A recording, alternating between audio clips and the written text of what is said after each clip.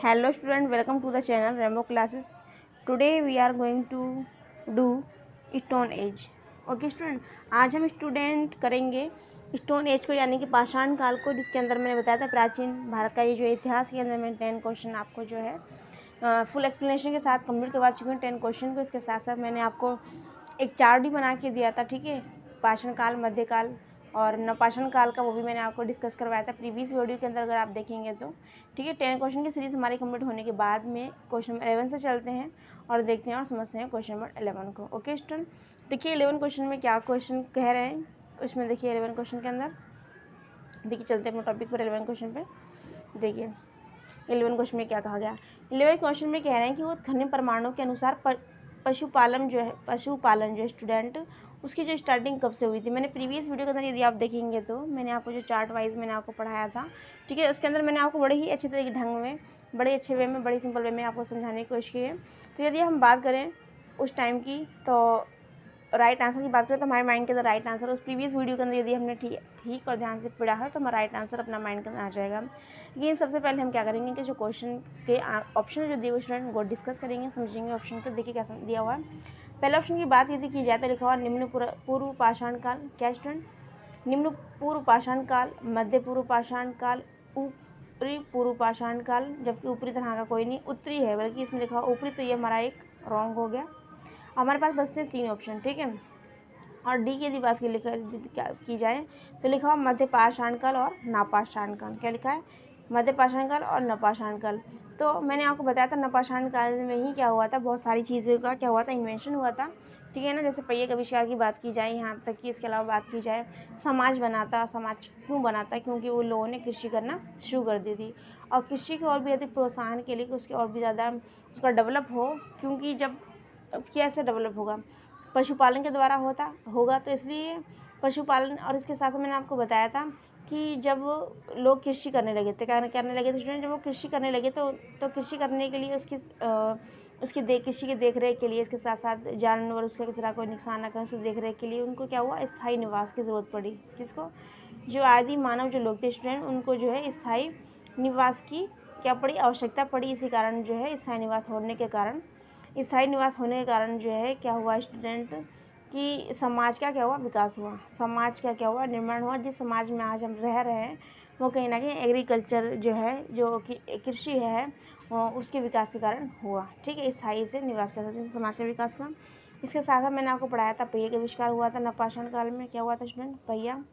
व्यक्ति के जीवन को गति देने के लिए पहिए ने बहुत बड़ा आविष्कार जो हुआ था, इससे जीवन जो पूरी तरीके से बदल गया। उसमें क्या हुआ, क्या कहते हैं, बहुत ज़्यादा क्या बोलते हैं ये, कृषि में इससे बहुत ज़्यादा विकास हुआ, जैसे कि हल वगैरह के द्वारा काम जो है आसानी से होने लगे। एक स्थान से दूसरे स्थान पर आसानी से जो है इंसान जो है आने जाने लगे। पहिए का आविष्कार बताया था आपको, कृषि का बताया था, ठीक है। और भी काफ़ी कुछ बड़ी चीज़ें हैं। तो हमारा राइट आंसर स्टूडेंट डी की बात की जाए तो उसमें लिखा हुआ नवपाषाण काल। नवपाषाण के आगे क्या लिखा है, मध्य पाषाण काल, तो डी इसका स्टूडेंट राइट आंसर है, ठीक है। यदि बात यहाँ पर आती क्वेश्चन के अंदर, यदि नवपाषाण काल होता तब इसका राइट आंसर होता है। यदि मध्य पाषाण काल, यदि इसमें के अंतर्गत नवपाषाण काल ना होकर के सिर्फ मध्य पाषाण काल होता है, रॉन्ग हो जाता है। इसके अंदर इन्होंने क्या दे रखा है, मध्य पाषाण काल प्लस नवपाषाण काल, तो राइट आंसर हमारा क्या स्टूडेंट डी है।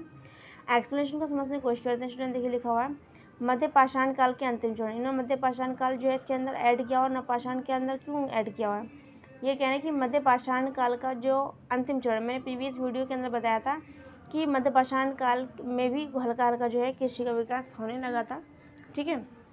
लेकिन वहाँ पर एक उन लोगों ने मध्य पाषाण काल में मैंने आपको बताया था कि उन्होंने एक पशुपालन किया था, पशुपालन।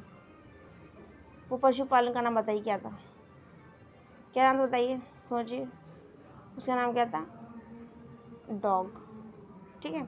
ये डॉग उन्होंने क्यों पाला था, क्योंकि डॉग जो था उनकी क्या करता था, उनकी सेफ्टी करता था। एक तो उन्होंने क्यों पाला उसको, सेफ्टी करता था, कौन, डॉग, ठीक है। इसके साथ साथ क्या करता था, जो वो लोग आखेट करते थे, जो शिकार किया करते थे, शिकार करने में जो है डॉग जो है क्या करता था, आदि मानव क्या करता था, हेल्प किया करता था, जिसके कारण उन्होंने इसको पाला था। किससे? मध्य पाषाण काल में।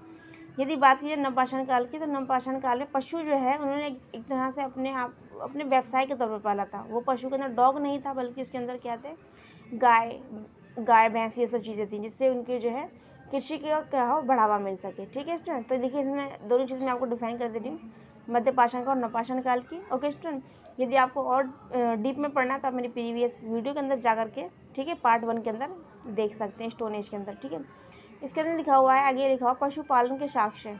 क्या स्टूडेंट, इसमें आगे लिखा हुआ पशुपालन के साक्ष्य जो है प्राप्त होने लगे थे मध्य पाषाण काल में। ऐसे पशुपालन के साक्ष्य जो सबसे पहले जो प्राप्त हुए थे वो कहाँ हुए थे, आदमगढ़ से, और आदमगढ़ जो है मध्य प्रदेश के होशंगाबाद में है। और यहाँ पर बात की गई है बागौर की। बागौर जो है भीलवाड़ा के अंदर है, भीलवाड़ा जो है राजस्थान के अंतर्गत है, राजस्थान के अंदर है। यदि बात की जाए नवपाषाण काल की, तो नवपाषाण काल की प्रमुख जो उसकी जो फीचर्स है उसके अंदर क्या हुआ था, कृषि। उसका जो नवपाषाण काल का जो प्रमुख जो फीचर माना गया है, जो मेन फीचर माना गया है, उसके अंदर कृषि यानी कि एग्रीकल्चर, पशुपालन। इसके साथ साथ पॉलिशदार पाषाण उपकरण, यानी कि उस टाइम पर जो भी उपकरण बनाए जा रहे थे वो कैसे हो गए थे, पॉलिशदार। ठीक है, इसमें विशेषकर कुल्हाड़ियों का निर्माण महत्वपूर्ण। ठीक है, ये सब चीज़ें आप एक बार और देख लेंगे, दोबारा बता देती हूँ आपको। मध्य पाषाण काल के अंत में जो मैंने आपको पढ़ाया कि उन्होंने एक पशु पालना शुरू कर दिया। तो पशु कौन सा था, डॉग था। मैंने आपको बताया डॉग उन्होंने क्यों पाला, क्योंकि उनको ज़रूरत थी सेफ्टी की, क्योंकि उस टाइम पर इतनी ज़्यादा आबादी नहीं हुआ करती, काफ़ी सारे जंगली जानवर उनकी सेफ्टी हो सके। तो डॉग जो था उनके लिए एक वफादार जानवर साबित होता उस ज़माने में भी और आज भी। और शायद मुझे लगता है कि ये इसकी खासियत ही है, ये फीचर्स है डॉग के अंदर। कहते हैं ना कुछ लोगों के अंदर भी ऐसे, कुछ लोग ऐसे होते हैं वो हमेशा हर तरह ईमानदार रहते हैं, उस तरीके से जो डॉग है अपने मालिक के लिए बड़ा ही वफादार हुआ करता था। तो इसलिए वहाँ पर पशुपालन के दौरान मध्य पाषाण काल में डॉग को पाला गया। तो इसलिए इन्होंने मध्य पाषाण काल ऑप्शन में रखा। 11 के क्वेश्चन ऑप्शन की मैं बात कर रही हूँ यहाँ पर। क्लियर, आगे देखिए लिखा पशुपालन के साक्ष्य प्राप्त होने लगे थे किसमें, मध्य पाषाण काल में। मैंने आपको बताया कौन से साक्ष्य थे, वो डॉग था। और लिखा हुआ ऐसे पशुपालन के साक्ष्य जो है आदमगढ़ में मिले। कहाँ मिले स्टूडेंट, आदमगढ़ में मिले। और आदमगढ़ की यदि बात कीजिए तो आदमगढ़ कहाँ है स्टूडेंट, आदमगढ़ होशंगाबाद में। होशंगाबाद जो स्टूडेंट कहाँ है, तो वो कहाँ है, एमपी में, यानी कि मध्य प्रदेश में। इसके साथ साथ बात की जाए किसकी, बागौर की, तो बागौर जो है स्टूडेंट वो कहाँ है, भीलवाड़ा में। भीलवाड़ा के राजस्थान के अंतर्गत थे, वहाँ पर भी साक्ष्य मिले थे पशुपालन के। और नवपाषाण काल की प्रमुख जो फीचर्स है, जो प्रमुख विशेषता है, उसके अंदर सबसे पहले जो फीचर्स की बात की जाए तो वहाँ पर एग्रीकल्चर होना शुरू हो गया था। इसके साथ साथ क्या हुआ था कि उन लोगों ने क्या करा था, उन लोगों ने एनिमल को पैड कर लिया था, यानी पालतू जो जानवर थे उनको क्या कर लिया था, पालना शुरू कर दिया था। यानी कृषि और पशुपालन का प्रारंभ हो गया था नवपाषाण काल में। इसके साथ साथ जो उनके उपकरण थे, ठीक है, जो उनके उपकरण थे स्टूडेंट वो कैसे हो गए थे, पॉलिशदार हो गए थे। ठीक है, तो जब उनके ऊपर पॉलिश की जाएगी तो वो लॉन्ग टाइम तक चलेंगे। ठीक है, पॉलिश उनके ऊपर करने का ये रीज़न था।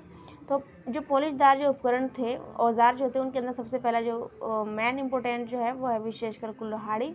उस टाइम पर कुल्हाड़ी का निर्माण क्या था, महत्वपूर्ण था। तो क्वेश्चन नंबर 11 की जो फुल एक्सप्लेनेशन के मैंने साथ साथ आपको कंप्लीट करवाया। क्वेश्चन नंबर चलते हैं 12 पर। देखिए समझते हैं क्वेश्चन नंबर 12 को। देखिए क्वेश्चन नंबर 12 में क्या कहा गया है।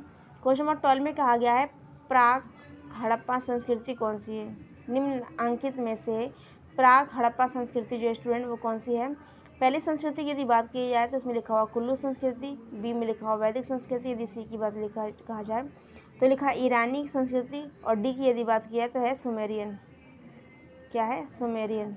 यहाँ पर कहती हूँ सुमेरियन, सुमेरियन। क्या स्टूडेंट, सुमेरियन संस्कृति की बात की गई है, सुमेरिया संस्कृति इसको बोल सकते हैं।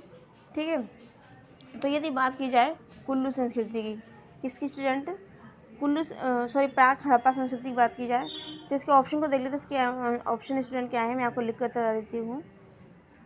ऑप्शन फर्स्ट की यदि बात की जाए क्वेश्चन नंबर 12 में प्राक हड़प्पा संस्कृति कौन सी है, तो ऑप्शन की बात यहाँ पर देखो, ऑप्शन प्राक हड़प्पा संस्कृति, प्राक हड़प्पा संस्कृति, अजी भाई, प्राक हड़प्पा संस्कृति जो स्टूडेंट वो कौन सी है। ठीक है, प्राक हड़प्पा संस्कृति की बात यहाँ पे कही गई है। तो ऑप्शन की यदि बात की जाए तो पहले लिखा कुल्ली, क्या स्टूडेंट, पहले लिखा हुआ कुल्ली संस्कृति, मैं शॉर्ट में देती हूँ कुल्ली संस्कृति। ठीक है, यदि बात की जाए बी की बात की जाए तो राइट आंसर इसका क्या है, वैदिक संस्कृति। सॉरी, ऑप्शन बता रही हूँ मैं, ये वैदिक संस्कृति। ठीक है ना, यदि थर्ड की बात की जाए तो इसमें है ईरानी संस्कृति। कौन सी स्टूडेंट, ईरानी संस्कृति। कौन सी स्टूडेंट? ईरानी संस्कृति। ठीक है। यदि बात की जाए 4 की, तो 4 इसके अंदर कौन सी स्टूडेंट? सुमेरिया संस्कृति। कौन सी स्टूडेंट? सुमेरिया संस्कृति। ठीक है। तो देखिए यदि इसकी बात की जाए राइट आंसर की, तो राइट आंसर देखिए स्टूडेंट, देखिए आप लोग सोचिए क्या है इसका राइट आंसर। यहाँ पे किसकी बात हो रही? प्राग हड़प्पा संस्कृति की। तो राइट आंसर इसमें है स्टूडेंट कुल्लू संस्कृति। वैदिक संस्कृति, ईरानी संस्कृति और सुमेरिया संस्कृति नहीं। तो राइट आंसर क्या है? कुल्लू संस्कृति। कुल्लू संस्कृति की यदि बात की जाए तो ये जो है हड़प्पा संस्कृति के पहले की, हड़प्पा जो संस्कृति स्टूडेंट, कौन सी? हड़प्पा संस्कृति। हड़प्पा जो संस्कृति है इसकी पूर्व की जो संस्कृति है, हड़प्पा संस्कृति की जो पूर्व की संस्कृति है, इसको ही क्या आ गया? कुल्ली संस्कृति। क्या कहा गया स्टूडेंट? कुल्ली। क्या कहा गया स्टूडेंट? कुल्ली संस्कृति। क्या कहा गया स्टूडेंट? कुल्ली संस्कृति कहा गया। अब एक क्वेश्चन माइंड में आ रहा होगा कि हम इसका नाम कुल्ली क्यों रखा? तो कुल्ली क्यों रखा गया स्टूडेंट? देखिए इसकी एक रीज़न है। कुल्ली इसलिए रखा गया कि ये क्योंकि ये कुल्ली जो है, कुल्ली नामक एक शहर था। क्या था स्टूडेंट? कुल्ली नामक एक शहर था। कुल्ली नामक शहर में स्थित होने के कारण कुल्ली संस्कृति, जो कुल्ली संस्कृति थी, ये प्राग हड़प्पा संस्कृति के पूर्व की संस्कृति, इसी कारण इसका नाम जो है कुल्ली शहर में स्थित होने के कारण इसका नाम पड़ गया कुल्ली संस्कृति। क्या पड़ गया स्टूडेंट? कुल्ली संस्कृति। यदि राइट आंसर की बात की जाए 12 की, तो इसका राइट आंसर स्टूडेंट क्या है? ए, यानी कि कुल्ली संस्कृति। दोबारा से बता देती हूँ मैं, प्राग हड़प्पा संस्कृति कौन सी है? तो कुल्ली संस्कृति। क्वेश्चन नंबर 13 पे चलते हैं स्टूडेंट। क्वेश्चन नंबर 13 में देखिए क्या कहा गया है। क्वेश्चन नंबर 13 में देखिए, क्वेश्चन नंबर 13 में इन्होंने क्या दिया हुआ है, इनको हमें क्या करना है? हमें क्या करना है? व्यवस्थित क्रम में लगाना है। क्वेश्चन नंबर 13 को देखिए, व्यवस्थित क्रम में हमें लगाना है। तो अगर हम प्रीवियस अपनी नॉलेज के बेसिस पे अगर इस क्वेश्चन को करेंगे, तब भी हमारा क्वेश्चन किसी भी एंगल से रॉन्ग नहीं होने वाला है। ठीक है।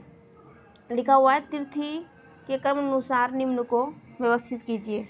तिथि के क्रम अनुसार क्या करना है? हमें व्यवस्थित करना है। मैं हल्का सा जूम करके चलती हूँ ताकि आपको पढ़ने में ईजी हो जाए। ठीक है। तो पहले लिखा हुआ है पुरापाषाण काल, ताम्रयुग और मध्यपाषाण और नवपाषाण। ठीक है। मैंने आपको प्रीवियस वीडियो पढ़ाई थी, इसका जो पार्ट नंबर 1 के अंदर मैंने आपको पढ़ाया था पुरापाषाण काल। क्या पढ़ाया था मैंने आपको?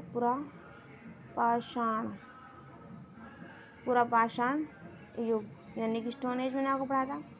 तो मैंने आपको पढ़ाया था कि इसके जो है ना 3 पार्ट हैं। क्या स्टूडेंट?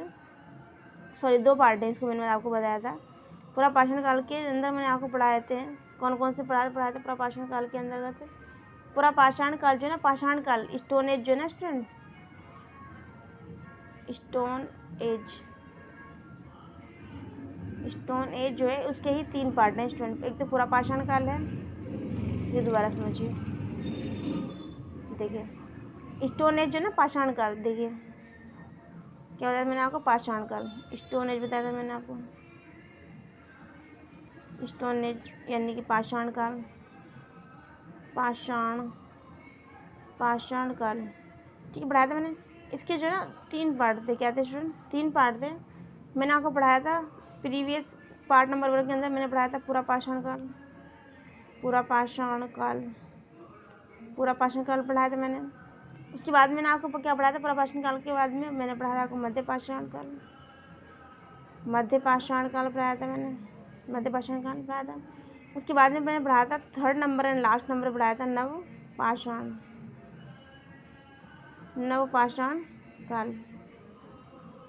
काल पढ़ाया था। ठीक है। तो यहाँ पर बात की जाए यदि क्वेश्चन नंबर 13 की, तो इसमें हमारे पास ताम्र युग दिया हुआ है, इसमें पुरापाषाण काल, मध्यपाषाण काल, नवपाषाण काल। तो ये आपने समझ लिया, दोबारा एक बार देख लीजिए। देखिए हमने पढ़ा स्टोन एज को जो है यानी कि पाषाण काल को जो 3 भागों में बांटा गया, पहला जो भाग है उसका पुरापाषाण काल है।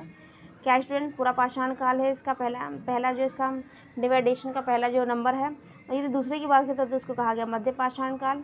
तीसरे की बात की जाए तो इसका आंसर जो तीसरा जो इसका क्या बोलते हैं तीसरा जो नंबर इसका नाम है नवपाषाण काल। ठीक है। नवपाषाण काल से ही इंपॉर्टेंट क्वेश्चन पूछे जाते हैं मोस्टली। और नवपाषाण काल जो है इस काल का सबसे ज़्यादा अंतिम होने के साथ साथ सबसे ज़्यादा उत्कर्षक जो है माना गया है टाइम पीरियड ठीक है। तो यहाँ पर हमने ऑप्शन की यदि बात की जाए तो ऑप्शन नंबर ए भी है और बी भी है, मध्य पाषाण काल, पुरापाषाण काल और नवपाषाण काल भी है। ठीक है, तो अपने आप में जो डिफरेंस है वो क्या है, ताम्र युग है। ठीक है, तो अगर हम सीक्वेंस में लगाने की कोशिश करेंगे तो हमारा ये 1 नंबर पे हो गया। ठीक है, तो हम 2 को स्किप करेंगे, ये 2 को स्किप करेंगे, ये हमारा 3 नंबर पे है, 3 आ गया और 4 हो गया। ठीक है, अब हमारा कौन सा बचा, 2 बचा, तो उसके बाद में हम लिख देंगे 2, यानी कि हमारा आंसर 1 3 4 2 होना चाहिए, 1 3 4 2 होना चाहिए। देखिए राइट आंसर हमारा क्या स्टूडेंट, डी है। क्या स्टूडेंट, डी।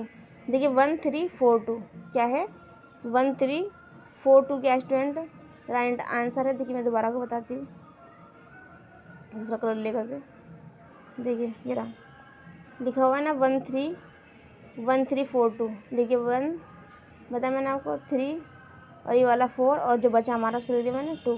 तो राइट आंसर की बात की जाए तो राइट आंसर हमारा स्टूडेंट क्या है, डी राइट आंसर है। ठीक है, इसको हम अपनी प्रीवियस पार्ट नंबर 1 के अकॉर्डिंग भी इसको अपने आप लगा सकते हैं। ठीक है, क्वेश्चन नंबर चलते हैं 14 पर। किस पे स्टूडेंट, क्वेश्चन चलते हैं 14 पर। देखिए 14 को समझते हैं। क्वेश्चन नंबर 14 में क्या कह रहे हैं, क्वेश्चन नंबर 14 में कह रहे हैं कि परिष्कृत औजारों का युग माना जाता है। मैंने आपको पढ़ाया था अभी प्रीवियस, अभी मैंने बिल्कुल अभी पढ़ाया मैंने आपको, मैंने अभी क्या पढ़ाया था आपको, देखिए परिष्कृत औजारों का युग कौन सा है, परिष्कृत यानी कि पूरी तरीके से सुडोल जो औजार बनाए गए थे उनका युग जो है कौन सा माना गया है। यदि बात की जाए पहले की तो देखिए लिखा हुआ निम्न पुरापाषाण काल, क्या स्टूडेंट, निम्न पुरापाषाण काल, और बी में लिखा हुआ उच्च पुरापाषाण काल, और लिखा हुआ है सी में नवपाषाण काल, और इससे पहले लिखा हुआ है डी में लिखा हुआ है मध्य पाषाण काल। तो देखिए राइट आंसर की यदि बात की जाए तो उसमें लिखा हुआ उच्च पुरापाषाण काल। अब उच्च पुरापाषाण काल की इसमें बात कही गई है, नवपाषाण काल की बात क्यों नहीं कही गई, पहले इसकी एक्सप्लेनेशन को समझते फिर मैं आपको एक्सप्लेन करूँगी। देखिए लिखा हुआ उच्च पुरापाषाण काल जो है, उच्च पुरापाषाण काल जो नवपाषाण काल से क्या है, पहले का काल है। उच्च पुरापाषाण काल को परिष्कृत औजारों का युग माना जाता है। नवपाषाण काल से भी पहले एक युग था जिसका नाम था उच्च पुरापाषाण काल। ठीक है, स्टोन एज को मैंने 3 पार्टों में बांटा था, तो जो पाषाण युग था उससे पूर्व का ये युग है। ठीक है, तो इसलिए यहाँ पर परिष्कृत औजारों का जो युग इसलिए कहा गया क्योंकि नवपाषाण काल से पूर्व का काल है। ठीक है, यदि यहाँ पे उच्च पुरापाषाण काल नहीं होता तो हम इसका राइट आंसर नवपाषाण काल लगाते स्टूडेंट। ठीक है, लिखा हुआ विश्वव्यापी संदर्भ में इसकी जो 2 फीचर्स हैं, 2 विलक्षणताएं हैं। इसके अंदर पहला जो है एक है चकमक उद्योग। क्या स्टूडेंट, चकमक उद्योग है। चकमक उद्योग की स्थापना की गई 2 में आधुनिक मानव जो है होमोसेपियंस, आधुनिक मानव जो होमोसेपियंस जो है उसका उदय भी जो है उच्च पुरापाषाण काल में हुआ था। इस काल का जो प्रधान जो पाषाण उपकरण है वो कौन सा है, ब्लेड है। क्या है, ब्लेड जो है इस काल का जो है अपने आप में क्या है स्टूडेंट, उपकरण क्या है, प्रधान उपकरण है।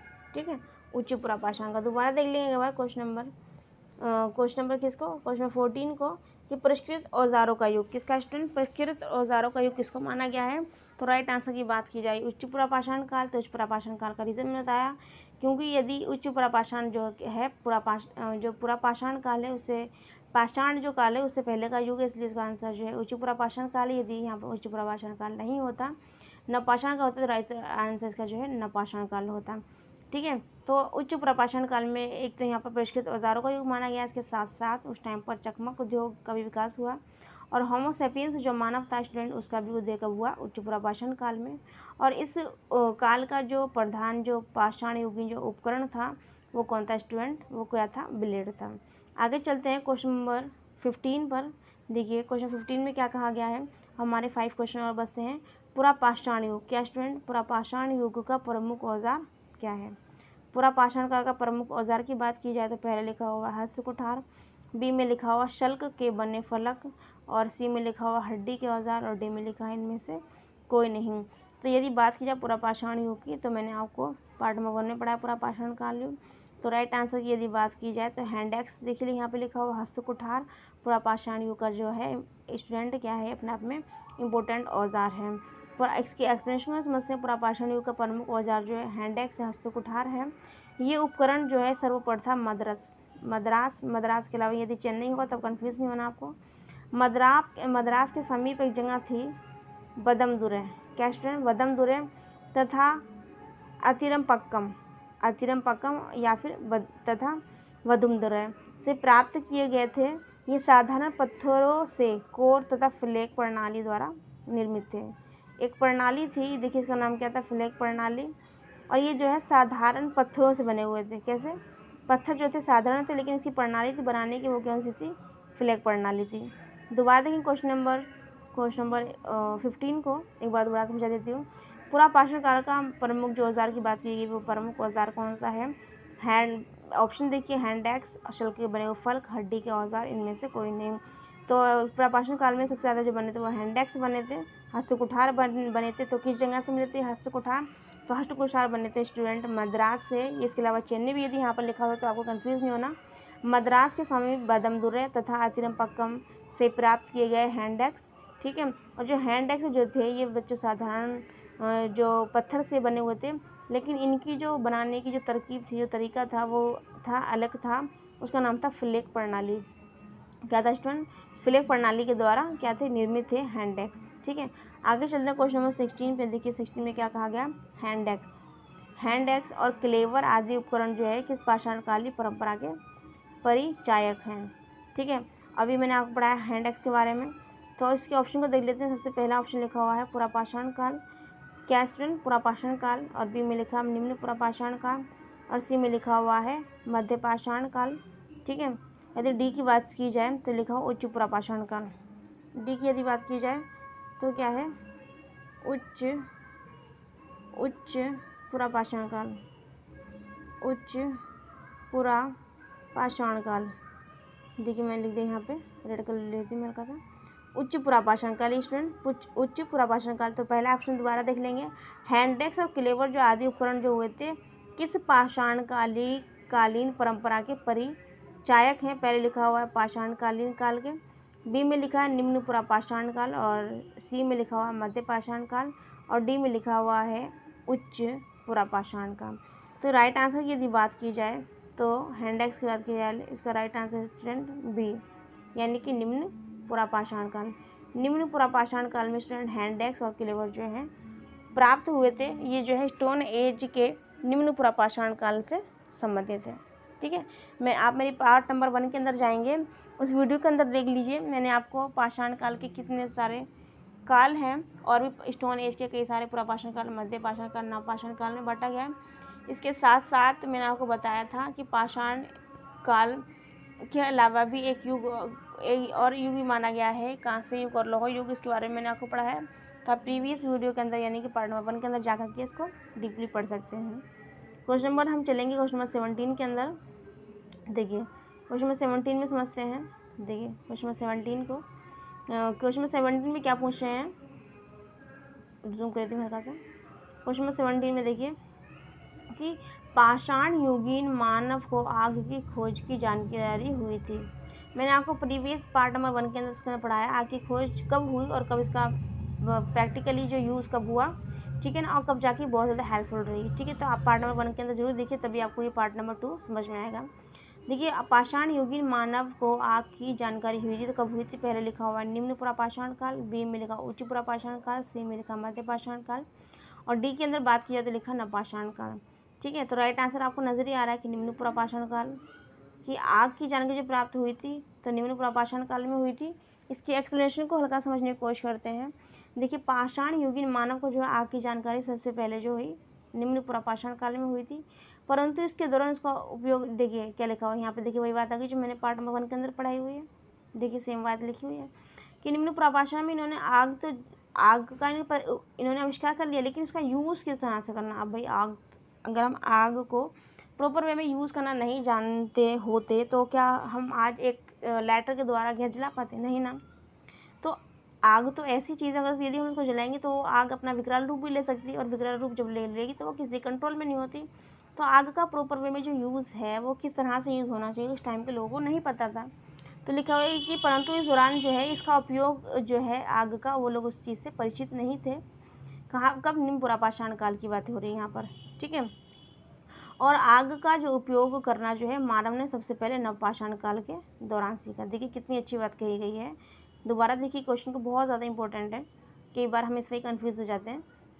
जब हमारे पास 4 ऑप्शन होते हैं, ऊपर से हमें एग्जामिनेशन हॉल के अंदर हमारा प्रेशर होता है कम टाइम को लेकर के एग्ज़ाम में, उस टाइम के अंदर हमें जो हमारा एग्ज़ाम तो कंप्लीट करना होता है, हमारा प्रेशर होता है, बहुत सारी टेंशन रहती है उस टाइम पर, बैठे स्ट्रेस रहता है एग्ज़ाम का, जिसे बोलते हैं फोबिया रहता है ये माइंड के अंदर। तो इस वजह से हमारा जो है क्वेश्चन कई बार होता है गलत होने के चांसेस, इसलिए मैं एक्सप्लेनेशन को दोबारा से अच्छे से पढ़ाने की कोशिश कर रही हूँ। देखिए दोबारा क्वेश्चन समझेंगे। क्वेश्चन नंबर 17 को, पाषाण युगीन मानव को आग की जानकारी हुई थी। पाषाण युगीन मानव को आग की जानकारी कब हुई थी? पहले लिखा हुआ निम्न पुरापाषाण काल, उच्च पुरापाषाण काल, मध्य पाषाण काल और डी में लिखा हुआ नवपाषाण काल। ठीक है, तो यदि बात की जाए इसके अंदर निम्न पुरापाषाण काल, ठीक है, यहाँ पर जानकारी की बात लिखी हुई है, लिखा कि उसने व्यवहारिक रूप में कब उसने यूज़ करना सीखा था। तो इसलिए इसका राइट आंसर की यदि बात की जाए, पाषाण युगीन मानव को आग की जानकारी की जो हुई थी निम्न पुरापाषाण काल में हुई थी। एक्सप्लेनेशन में देखिए लिखा हुआ है, पाषाण युगीन मानव को आग की जानकारी सबसे पहले निम्न पुरापाषाण का। ये बात एग्जैक्टली क्लियर हो गई यहाँ पर क्वेश्चन के ऑप्शन के आंसर के द्वारा। आगे लिखा हुआ, परंतु इस दौरान जो है इसका उपयोग जो है वो लोग परिचित नहीं थे। निम्न पुरापाषाण के जो लोग थे वो आग की खोज तो उन्होंने करी, लेकिन उसका यूज़ किस तरीके से होना उससे वो प्रॉपर वे में जो है परिचित नहीं थे। उनके लिए वो चीज़ क्या थी? एक अननोन चीज़ थी, और उसका जो प्रयोग उन्होंने सबसे पहले जो करना सीखा था वो नवपाषाण काल में सीखा था। वेरी वेरी इंपॉर्टेंट, कर लेंगे इसको, वेरी वेरी इंपॉर्टेंट। ठीक है स्टूडेंट, क्वेश्चन नंबर हमारा 17 कंप्लीट होता है। क्वेश्चन नंबर चलेंगे 18 पर, क्या मिट्टी के बर्तन बनाना नवपाषाण काल से संबंधित है? क्या मिट्टी के बर्तन बनाना नवपाषाण काल से संबंधित है? तो इसके ऑप्शन को यदि हम देखें तो सबसे पहला ऑप्शन लिखा हुआ सत्य, और बी में लिखा है सत्य, और सी में लिखा हो सकता है, सत्य हो सकता है, और डी में लिखा हुआ सत्य भी हो सकता है। यदि राइट आंसर की बात करें तो मैंने आपको पार्ट नंबर 1 के अंदर आप जाएंगे, उसको अगर आप नहीं पढ़ेंगे तो आपको ये सेकंड जो वीडियोज़ में बना रही हूँ उसको आपको समझ में बिल्कुल भी नहीं आएगी। ठीक है, लिखा हुआ है तो इसका राइट आंसर की बात करें, यह सही बात है कि मिट्टी के बर्तन बनाना जो है नवपाषाण काल से ही संबंधित है। नवपाषाण काल को नियोलिथिक एज भी कहा गया है। नवपाषाण काल या फिर नियोलिथिक शब्द का प्रयोग सबसे पहले जो है सर जॉन लुबाक ने किया था। किसने किया था? देख लीजिए आप बार, sir John Lubbock, sir John Lubbock ने क्या किया था स्टूडेंट? नवपाषाण काल या फिर नियोलिथिक शब्द का सबसे पहले यूज़ किया था। इन्होंने कब किया था? 1865 में किया था सर जॉन लुबाक ने। बाद में विद्वानों ने नवपाषाण काल संस्कृति की जो है अलग अलग उनके फीचर्स बताए, उसके आधार पर इसका जो है नाम जो है सुनिश्चित किया। किसी ने कृषि कार्यों के आधार पर, पशुओं को पालने के आधार पर, और पत्थरों के औजारों का घर्षण और उन पर पॉलिश करना, तथा मृद भांड यानी कि मिट्टी के बर्तन बनाना। क्वेश्चन नंबर 18 को दोबारा समझेंगे। देखिए क्वेश्चन नंबर 18 में क्या कहा गया। क्वेश्चन नंबर 18 में कह रहे हैं कि मिट्टी के बर्तन बनाना नवपाषाण काल से संबंधित। ऑप्शन की बात की जाए तो पहले लिखा हुआ है सत्य, और बी में लिखा है सत्य, और सी में लिखा हुआ है सत्य हो सकता है, और डी में लिखा है सत्य हो सकता है। तो यदि बात की नवपाषाण काल में मिट्टी के बर्तन बनाए गए, ये बात एकदम एग्जैक्टली राइट है। तो इसका राइट आंसर है ए, यानी कि मिट्टी के बर्तन बनाना जो है नवपाषाण काल से संबंधित बात बिल्कुल जो है सत्य है। नवपाषाण जो है यानी इसको नियोलिथिक एज ही बोला जाता है। नियोलिथिक जो शब्द है इसका जो यूज़ सबसे पहले जो किया था वो 1865 में किया था, सर जॉन लुबाक ने किया था। और बाद में विद्वानों ने नवपाषाण कालीन जो संस्कृति है उसकी निम्न विशेषताओं को सुनिश्चित किया है। अब वो कौन कौन सी विशेषताएं हैं? पहला जो विशेषता की बात की जाए तो एग्रीकल्चर करना, ठीक है ना, कृषि करना, उसके साथ पेट एनिमल को क्या है? पालना, पशुओं को पालना, इसके साथ साथ क्या है? पत्थर के औजारों का घर्षण और उन पर पॉलिश करना, ठीक है ना। इसके साथ साथ क्या है? मृदु भांड यानी कि मिट्टी के बर्तन बनाना। ये हमारा क्वेश्चन नंबर 18 कंप्लीट होता है। क्वेश्चन नंबर 19 पे चलते हैं। देखिए क्वेश्चन नंबर 19 में क्या कहा गया है। क्वेश्चन नंबर 19 को देख लेते हैं एक बार। क्वेश्चन नंबर 19 फिर हमारा 20, बस थोड़े से क्वेश्चन हमारे रहते हैं। क्वेश्चन नंबर 19 को समझते हैं। देखिए क्वेश्चन नंबर 19 को, मध्य पाषाण काल के लोग, क्या स्टूडेंट? मध्य पाषाण काल के लोगों की मुख्य विशेषता क्या थी? मध्य पाषाण काल के जो लोग थे उनके जो फीचर्स था वो स्टूडेंट क्या था वो इसमें बताना है। पहले यदि बात की जाए और ऑप्शन की लिखा हुआ लघु पाषाण उपकरणों का प्रयोग, ठीक है, या फिर घरों का प्रयोग, या फिर कपड़ों का प्रयोग, या फिर उपयुक्त में से कोई नहीं। तो यदि बात की जाए पूर्व पाषाण युग के लोगों की प्रमुख विशेषता की यदि बात की जाए तो क्या है इसका राइट आंसर? तो है लिखा हुआ, इसका राइट आंसर आपको दिखाई दे रहा है कि लघु पाषाण उपकरणों का प्रयोग। मध्य पाषाण काल में छोटे छोटे जो हैं क्या बोलते हैं स्टोन के जो पत्थर थे उनके जो क्या बोलते हैं औज़ार बनाए जाने लगे थे, क्योंकि इससे पहले के जो पाषाण युग जो था उसमें जो है वो लोग पत्थर के जो औज़ार बनाया करते, बड़े बड़े औज़ार बनाया करते थे। लेकिन जैसे जैसे उन्होंने जाना कि छोटे जो औज़ार हैं वो उनको कैरी करने में उनको क्या होगी, हेल्प होगी, वो किसी एक स्थान से दूसरे स्थान पर उनको कैरी कर सकते हैं उन छोटे छोटे उपकरणों को, और वो छोटे उपकरण भी वही बड़े उपकरणों के इतना ही काम करेंगे, तो उन्होंने छोटे उपकरण बनाना शुरू कर दिए जो सुडेल भी हुआ करते थे, इसके साथ साथ कैरी करने में उनको ईजी हुआ करता था, जिनको माइक्रोलिथिक नाम क्या दिया गया था, क्या दिया गया था, माइक्रोलिथिक। क्या कहा गया था इसको, माइक्रोलिथिक। माइक्रोलिथिक क्या कहा गया था, माइक्रोलिथिक। इसका दूसरा जो नाम था उसका नाम था सूक्ष्म पाषाण। जो ये औजार थे उनका दूसरा जो नाम था वो क्या था, सूक्ष्म पाषाण भी जो नाम था। ये जो थी स्टूडेंट क्या थी, इसकी विशेषता थी। माइक्रोलिथिक कह लीजिए इसको, या फिर क्या कह लीजिए इसको, कह लीजिए सूक्ष्म पाषाण। ठीक है, तो उस टाइम के जो ये क्या थे अपने आप में बड़े ही सुडौल हुआ करते थे औजार। तो इसकी बात की जाए तो राइट आंसर इसका स्टूडेंट क्या है, लघु पाषाण उपकरणों का प्रयोग।